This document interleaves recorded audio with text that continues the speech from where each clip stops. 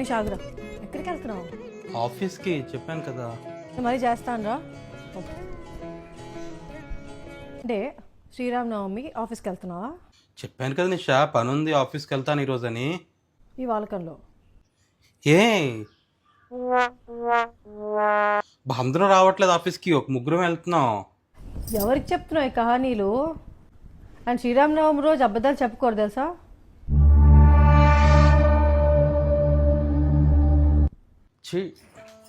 మా జీవితం.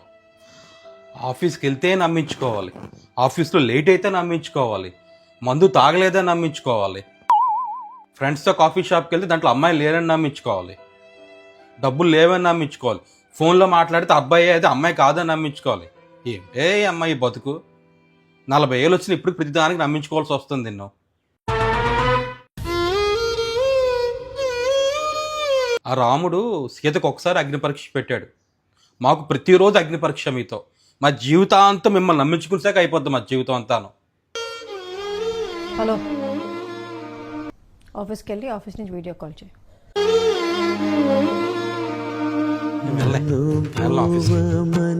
చెప్పవే సీతమ్మ తల్లి.